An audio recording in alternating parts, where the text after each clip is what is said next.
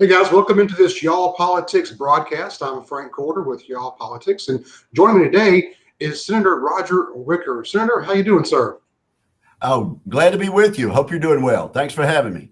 Thank you for taking the time to talk to us today. It's a very historic day. We've got a potential new Supreme Court Associate Justice that was just passed out of the Senate Judiciary Committee by a vote of 12-0. The Democrats kind of took a walk on that one. Tell us about that. Well, my hat is off to Chairman Lindsey Graham for cutting through some of the nonsense and some of the rhetoric and getting this done. Amy Coney Barrett is as impressive a candidate for the Supreme Court as I've ever seen. I don't think I've ever witnessed a better display of judicial temperament and knowledge and poise and articulateness than we saw during this whole process. And actually, I think what she has done is she's won the American people over. A lot of people were concerned about the process. It's understandable. Justice Ginsburg's death came late in the election, and Sure.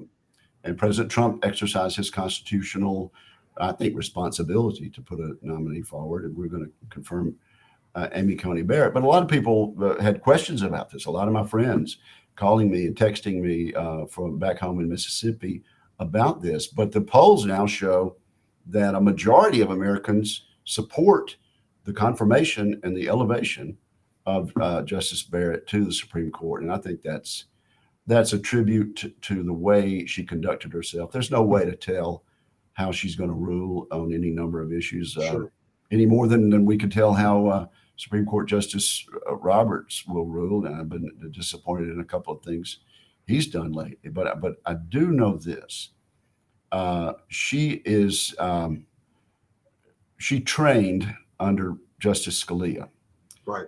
And she fervently believes in the Constitution, and she believes, as Justice Scalia did, that really the thing that makes our Constitution work and the reason we're able to preserve our Bill of Rights is that we divide power up, and we have the separation of powers and the checks and balances. That is the genius of the Founding Fathers. Any dictator around the world can list a Bill of Rights and just ignore them because he's got all the powers, nobody to stop that person. But in the United States, we adhere to the separation of powers. And if Justice Scalia believed in one thing, it was that. I think that keeps us free. And I think Justice Barrett is going to be the kind of justice that will uphold the rule of law and keep us free. So, going forward to the full Senate floor, do you expect a typical partisan type vote? You know, back in the old days, it was not untypical to get 96, 98-0 kind of votes. Are you expecting a fully partisan vote on this? I think it'll be a fully partisan vote. We may lose a Republican based on the timing and the process, but we'll vote, I think, Monday. And we're going to have a rare weekend session. We'll be voting through the weekend on various messaging votes that Senator Schumer will put us through. And at the end of the process, I think their delay tactics will run out on Monday, and we'll be able to elevate her to the Supreme Court. Would you expect Vice President Pence to be forced to make a tiebreaker vote? I don't think he'll be needed to break a tie, but I wouldn't at all be surprised if he wasn't there. If he chooses to be there for this historic moment, because there are only 9 Supreme Court justices, and I fervently hope that after the election, cooler heads will prevail, and we will all hold hands and agree, as Justice Ruth Bader Ginsburg said, 9 is the correct number. We've had it since the days of Abraham Lincoln, and that's what we ought to stay with. But yes, I'll be glad to see my old colleague and friend Mike Pence presiding over us Monday. So also this morning, the Senate Judiciary Committee also passed out two nominations that you and Senator Hyde-Smith had put forward on behalf of the president. Taylor McNeil of Pascagoula and also Christy Johnson, a Hurley native. That's a good thing for our state, is it not? I'm so pleased with this, and I didn't know really until the last minute whether this delaying tactic of our Democratic colleagues was going to stop that. But I was watching it on C-SPAN with the rest of the interested people in the nation, and I'm so pleased with that. And the more I keep hearing back from Mississippians who've gotten to know Christy Johnson and Taylor McNeil, the more rave reviews I hear. I think it turns out they're excellent choices. They're young. They can serve for a long time. We've had vacancies for a while now, and some frustrations in the Southern District of Mississippi. But it was a great step, and I was rejoicing watching C-SPAN this morning, and was able to call both of those nominees and congratulate them. I think probably shortly after the election, we'll go back into lame duck and get them confirmed. But there'll be a credit to Mississippi, and I'm proud to see a daughter of Mississippi and a son of Mississippi rise to the federal court. I think they'll do us proud. Well, being a Jackson County native as I am, and from Pascagoula, I'm glad to see that they came from my neck of the woods. Right. Yeah. Well, and Taylor McNeil grew up in Louisville and right. Has had a successful practice in Harrison County, but resides in Jackson County, where he's a member of the school board. That's right. That's right. And an elder in his church. So there's just a lot to recommend both of them. And I think probably if they're confirmed, and I think they will be, Judge Johnson will be in the Jackson courthouse, and Judge McNeil will be down in the Gulfport courthouse. So let's move on just for a second. You're also the chairman, of course, of the Senate Commerce Committee, and you've had some fun. I say fun with a lighthearted tone there, but in recent weeks, having to deal with big tech, and especially dealing with this election cycle, and it's something that's on the forefront these days. You took some action earlier this month that would ask them to come appear before your committee. Very timely, given the fact that now of what's happened in recent days. Tell us what your committee will be taking up next week. Well, actually, we took action to require the CEOs of Facebook, Google, and Twitter to come before the Commerce Committee and talk about the liability shield, which these companies enjoy. You don't enjoy such a shield as a member of the press. Our TV stations don't, our newspapers don't. But over time, since 1996, the federal law has given them a liability shield. And what it's turned out to be, these companies have become giants. They are among the most powerful people on the planet because they control the flow of information. And we wonder now if they're going to show a political bias, as they clearly showed in the New York Post article about Hunter Biden. Right. If they're going to show that bias, should they still enjoy this Section 230 of the Communications Decency Act liability protection? I think there are a lot of people who would say, let's just treat them like the rest of the press and take your chances under the First Amendment, as you do and as other members of the media do. I'm quite sure that members of the committee next Wednesday will be asking them, how is it? It's such a coincidence that information from the right somehow gets blocked. Sometimes it's done by algorithms. Who sets up those algorithms? But you can have a post by a terrorist organization in the Middle East, and it gets through. Some from the New York Post, the fifth largest newspaper in the country somehow gets blocked because they're not quite sure that the American people can handle that information. Let me also say, we issued these subpoenas unanimously. Right. Democrats have different concerns, but everybody has concerns about these massive, massive platforms that actually control the free flow of information. It's And it's a just concern and yesterday, it's a danger. right, and just yesterday, the FBI and the Director of National Intelligence came out with another kind of concerning thing regarding the election, and the big tech companies had been spreading some of that as well. Oh yeah, and I could cite you chapter and verse, and I encourage people to tune into our hearing Wednesday, and I think there'll be a lot of examples there. We'll hear questions from our Democratic colleagues about privacy, and I'm concerned about that too. But I think it'll be a wide-ranging. There'll probably be a bit of politics. This will be 6 days before the general election, and we may be suiting up in our political armor, Republican and Democrat. But what these companies need to realize is they have an obligation to the American people because they've been given a special pass, since 1996 by federal statute.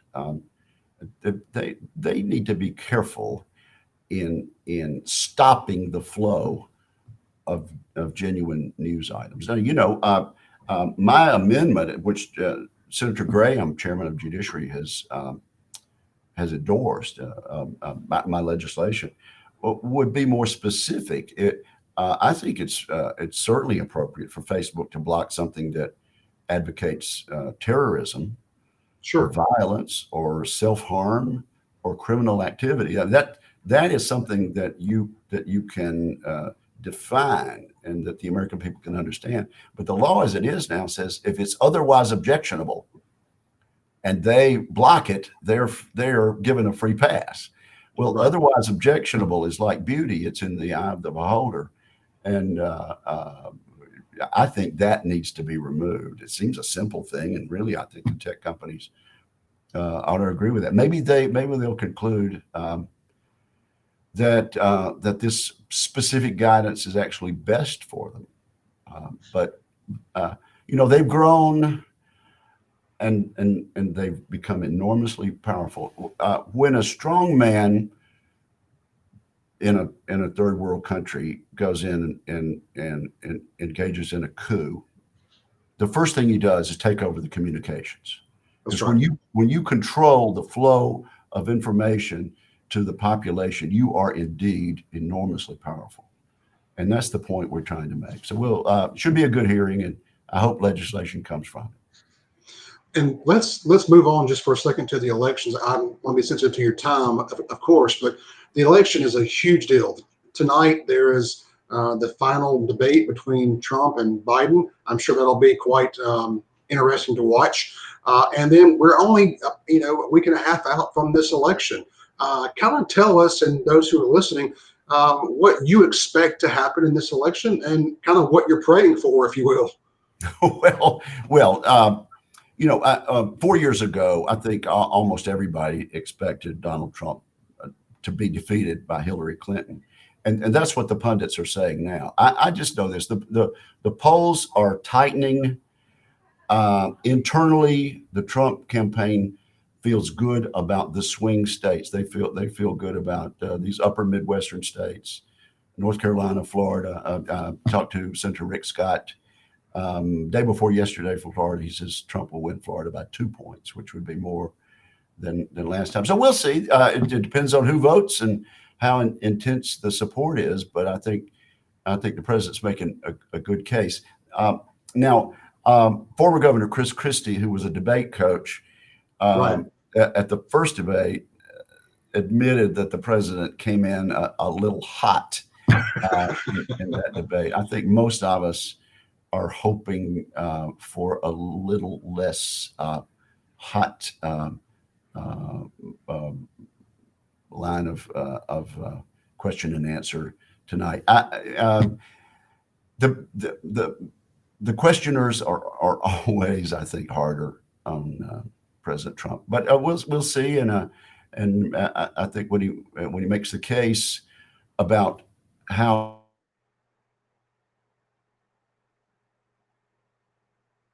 regulations that he imposed and the more globally competitive tax program that we enacted, and these great judges, 50 circuit judges, I think those three things had our country rolling and our economy roaring back in February before this global pandemic hit. And as we get a cure, as we get a vaccine and move beyond the COVID-19 pandemic, I think the things that worked before are the things that will work in the future. And it concerns me a lot that Vice President Biden wants to do away with fracking. I mean, it's the thing that's turned our energy economy around, made us the leader of the world. Is right.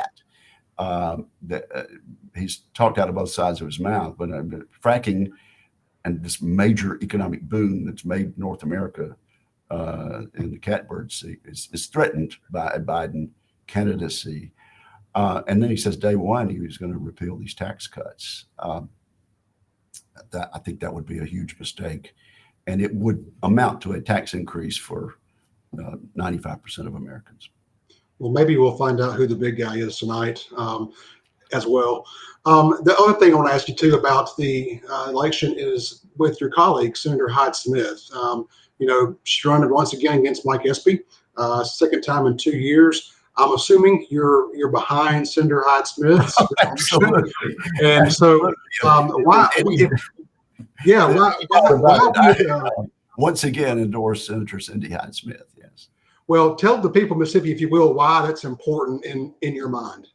Well, actually, this is the same Mike Espy that was rejected by the voters 2 years ago, and the same Cindy Hyde-Smith, only with 2 more years of experience and service that the Mississippi voters chose. So it's the same choice. And it's a choice really between the things I mentioned, the support for lifting the federal burden on job creators and a solid conservative voting record that I think is something that Mississippians support. So it's a clear choice to me. I think she will win, and I think that probably by a larger majority than last time. The presidential race, I think, will increase the votes in Mississippi. I think President Trump will be a huge winner in our state, and I can't imagine why voters voting for Donald Trump would somehow decide to switch over and choose Mike Espy over Cindy Hyde-Smith. So she needs to run through the tape, and she's doing that. We would like to get finished with our business early next week and get her home for that last week, but I think she'll be fine. And honestly, we got about 10 races that are within the margin of error all across the country. And the American people are going to decide whether to turn the Senate over to Chuck Schumer and his lieutenants, which would be a major shift. We could live through it. We've done it before, but certainly I'll be watching and participating and been on the phone with my colleagues around the country in recent days. Will continue to be, hoping we can preserve this Senate majority that has worked hand in hand with President Trump on the accomplishments that we've had. Senator Wicker, thank you for your time. We sincerely thank you for what you do for our state, and you're welcome back anytime. Can I mention Southwest? Yeah. So yes, we had a wonderful announcement today. Well, yes, that's right. Is returning to the Jackson Evers Airport with service beginning the first quarter, the end of the first quarter next year. It will include a route from Jackson to Baltimore Washington Airport, which is highly. That'll help you out a lot, won't it? Yeah, we've been